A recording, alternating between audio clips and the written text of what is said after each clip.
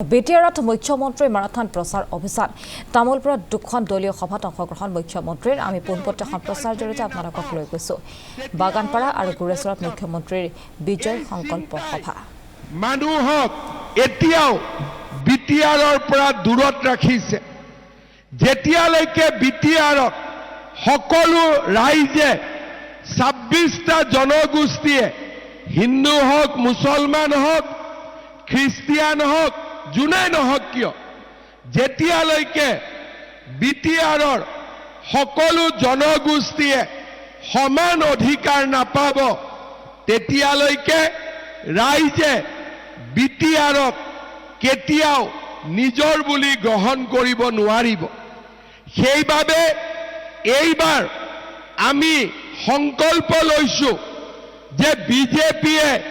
election খেলিব চৰকাৰ গঠনত বিজেপি সৰ্ববৃহৎ দল হ'ব আৰু অহা 5 বছৰত আমি এটাই কাম কৰিম যে বিটিআৰত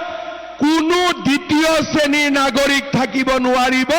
সকলো প্ৰথম শ্ৰেণীৰ নাগৰিক হ'ব লাগিব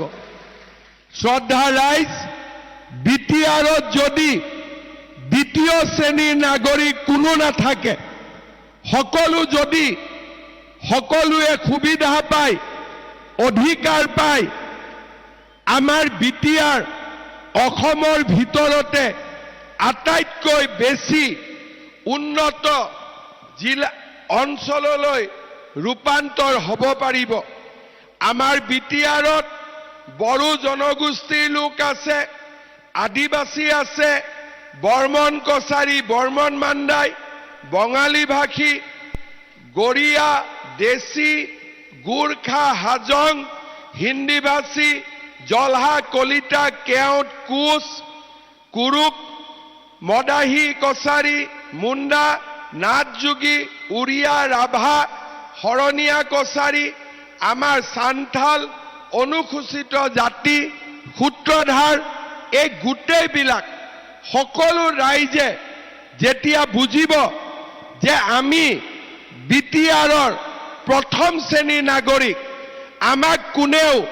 বঞ্চিত কৰিব নোৱাৰিব আমি বিটিআৰৰ বেলেগ ৰাইজে সকলো ৰাইজে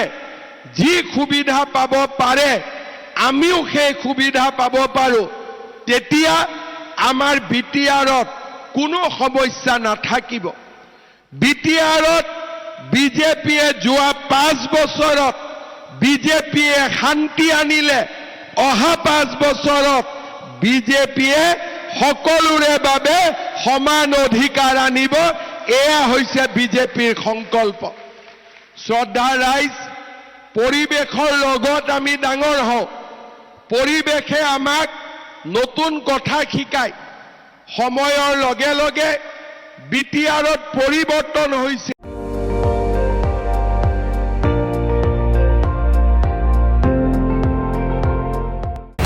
আপুনি চাই আছে ND24 সৰ্বশ্ৰেষ্ঠ নহয় সৰ্বোত্তমৰ দৌৰ